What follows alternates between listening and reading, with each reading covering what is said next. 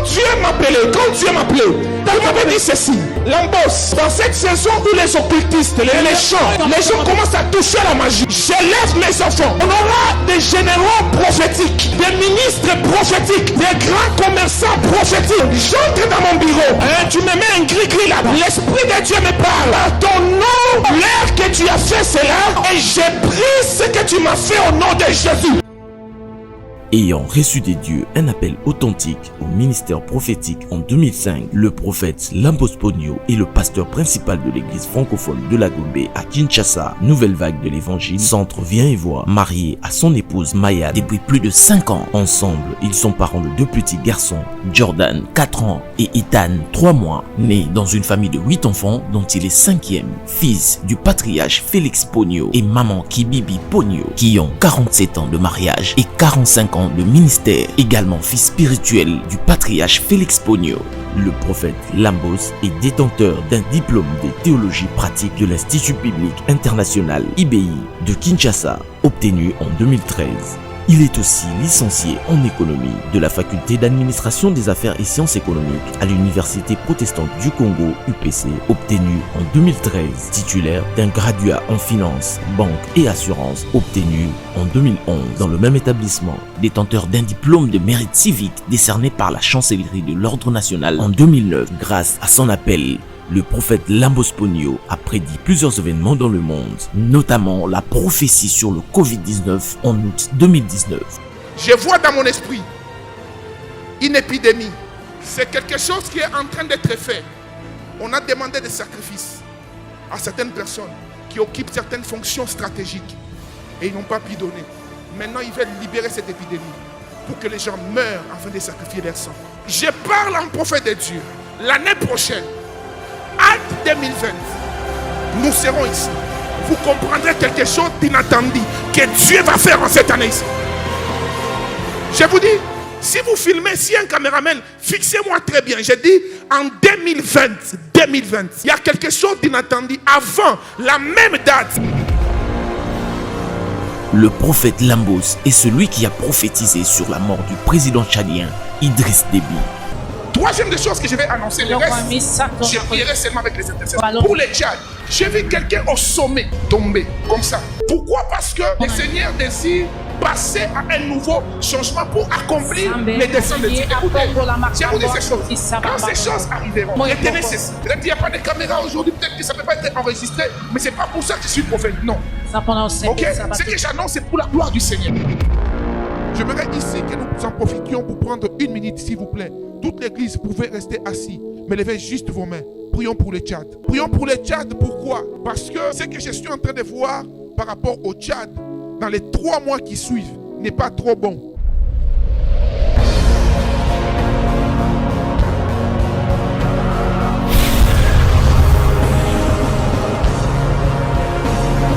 Et on va demander au Seigneur d'imposer sa volonté en tout et pour tout, au niveau de la présidence,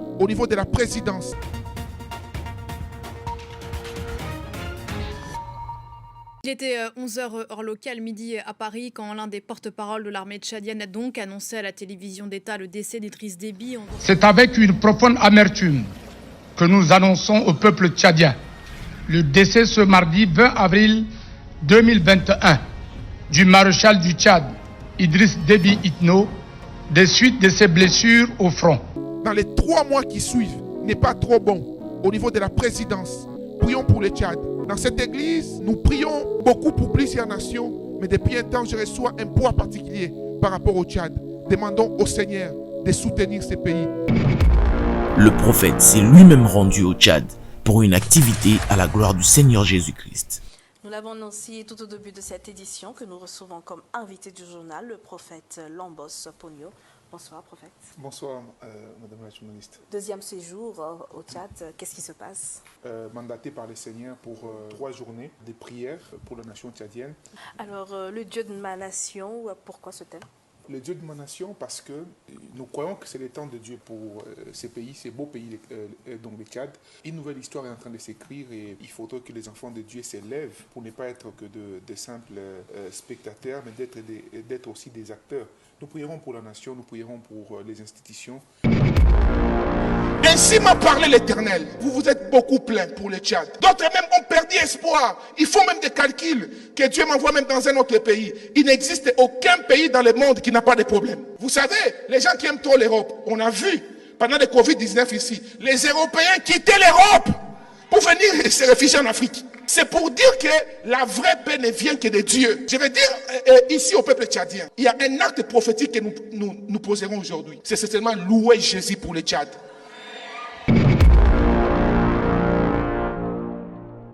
Alors que nous étions en train de louer Dieu, maman, levez vos mains s'il vous plaît. C'est qui Jojo? J'entends Jojo. C'est moi. Merci Saint-Esprit.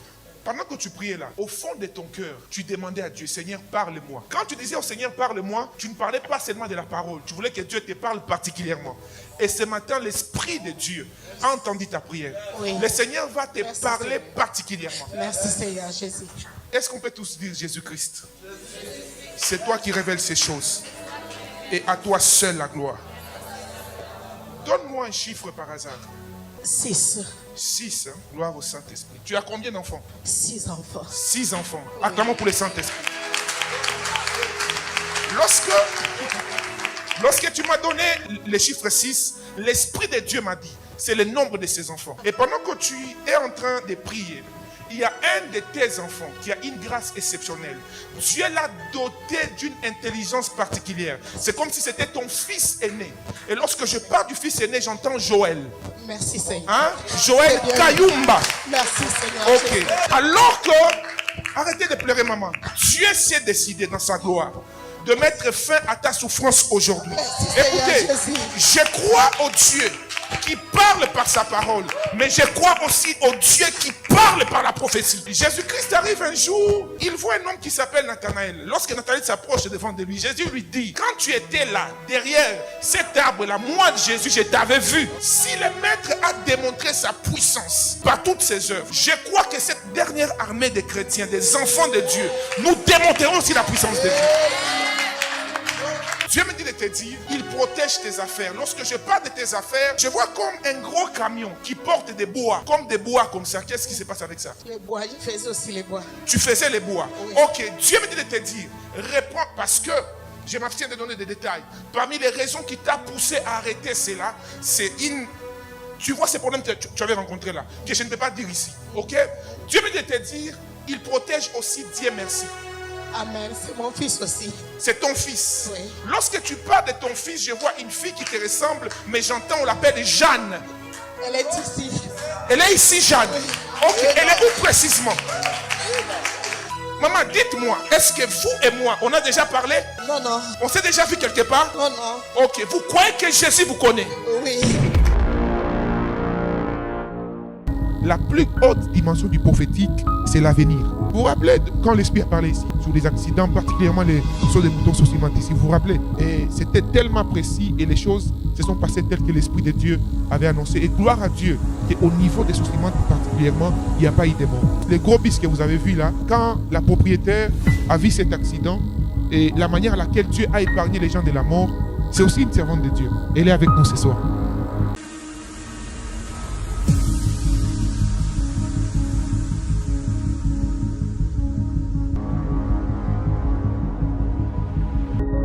Je voyais plusieurs choses par rapport à ce mois de février. Hier, alors que j'étais en train de prier, je me suis retrouvé sur le pont, comment vous appelez ça, saut de mouton, qui est au niveau des Sosimat. Et lorsque c'était un accident mortel, quand j'arrive, je demande à Dieu, mais qu'est-ce qui est en train de se passer? Et alors, l'Esprit de Dieu m'a pris en esprit. Je vis, pendant que je vous parle ici, il y a une guerre, particulièrement au Congo, une guerre spirituelle. Pourquoi? Parce que tout le monde est en train de chercher à faire quoi? À se positionner. Et pour ceux qui ne connaissent pas Dieu, j'ai vu, je m'abstiens de citer les noms, j'ai vu cet homme que je connais par la télévision et ils étaient là en train de faire des sacrifices. Et dans le monde des esprits, déjà ici, devant l'église, frère, rien de tous leurs sacrifices ne restera au nom de Jésus-Christ. Alors, ce qui s'est passé dans les sauts de moutons qui est au niveau des Sosimat, j'ai vu cela. Et quand cette personne était en train de pleurer, j'avais la capacité de parler. Mais malheureusement, la personne ne pouvait pas m'entendre. Et je demande à Dieu, mais qu'est-ce qui est en train de se passer? Dieu est en train de me dire, il y a des complots qui ont été faits. Au fait, la plupart, pas seulement des politiciens, mais la plupart des hommes, des femmes qui veulent se positionner socialement en cette saison, et comme il y a tout ce qui se passe aujourd'hui au niveau du pays, le monde spirituel, n'est-ce pas, est saturé.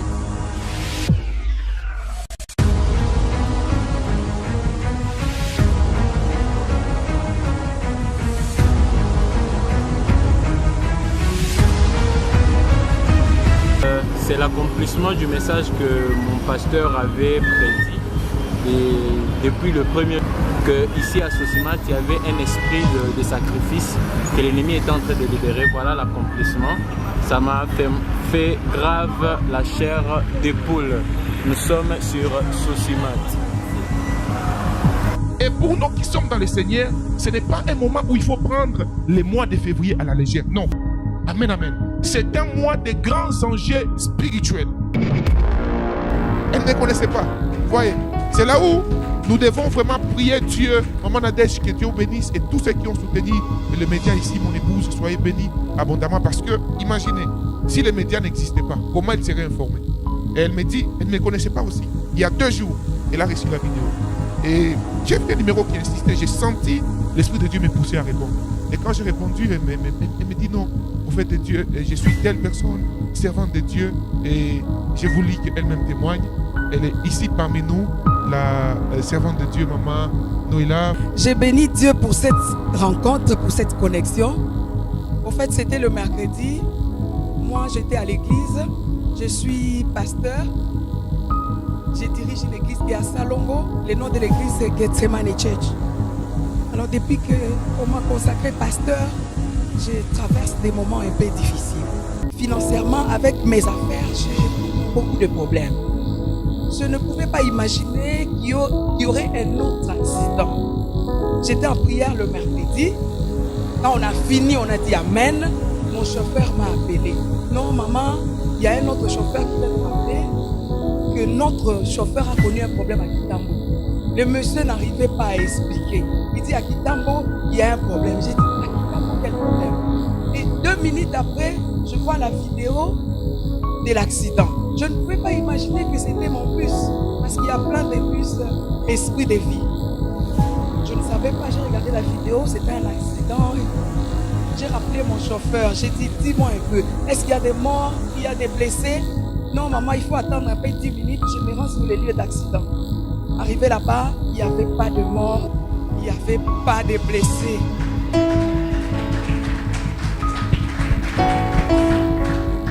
Peut-être tu n'acclames pas bien parce que tu n'as pas encore compris. C'est votre prière ici qui a fait quelque chose. C'est votre prière ici. C'était le premier accident où il n'y a pas eu de blessés. J'en ai connu 3 bien-aimés. Les 2 autres, il n'y avait que des blessés. Je n'ai connu que des pertes. Mais spirituellement, on avance. Mais cet accident ici, parce que vous avez prié, parce que l'homme de Dieu avait parlé. Le lendemain, on m'envoie la vidéo du prophète et il y avait un numéro. Il était en train de prophétiser ici par rapport aux accidents et tout.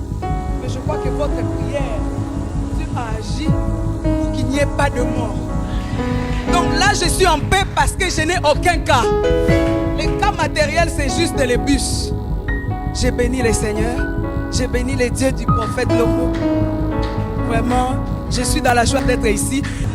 C'est pourquoi j'avais appelé l'homme de Dieu. Je lui ai demandé de prier pour moi. Vous savez ce qui m'a plu encore? C'est l'humilité de l'homme de Dieu. Na Kinshasa, tu appelles quelqu'un, du coup, viens, je vais prier pour toi. Tout ça, ça ne se fait pas. Et je sens qu'ici, il y a la vie. Hein? Je sens qu'il y a la présence de Dieu. Vous comprenez, maman? Je ne vais pas trop entrer dans les détails. Saint-Esprit, aide-moi. Je suis en 1900. Bon, ça va. Les femmes n'aiment pas souvent dire leur âge. Je vais dire, quand je parle 1900, elles regardent par terre, je m'étais. Alors, je suis à sa naissance, maman. Vous comprenez? Vous connaissez les rois les plus sages de la terre qui a jamais existé? Salomon, n'est-ce pas? Ok. Vous voyez comment la venue de Salomon était bizarre? Vous connaissez comment Jésus est venu sur la terre? On a traité Marie de prostituée. Parce que Lévitique dit ceci, quand une femme vierge couchera avec un autre homme, ok, et que ça ne sera pas son fiancé qui a déjà versé la dot, on lapidera cette femme. Donc en réalité, quand Marie a eu la grossesse de Jésus, on devait la lapider. Qu'est-ce que je veux dire? La manière par laquelle Dieu fait atterrir les grandes destinées, c'est une manière particulière. Personne ne sait, et parfois tu n'as jamais dit à personne, quand cet enfant est venu sur la terre, son père l'a régné. Son père l'a régné. Je suis son père l'a régné. Vous comprenez? Et c'était, ah Seigneur, Baba.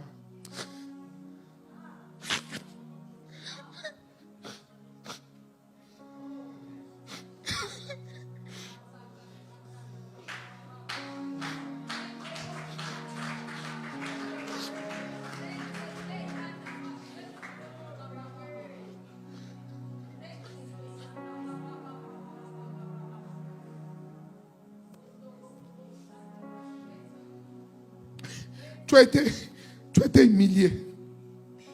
Tu as été traité de tous les mots, maman. Parce que cette fille que vous voyez, cette fille, elle passera sur des écrans. Cette fille, oui. Retenez ceci. Retenez ce que je dis. Retenez cette date, retenez cette veillée. Cette fille passera sous des écrans. Retenez ceci.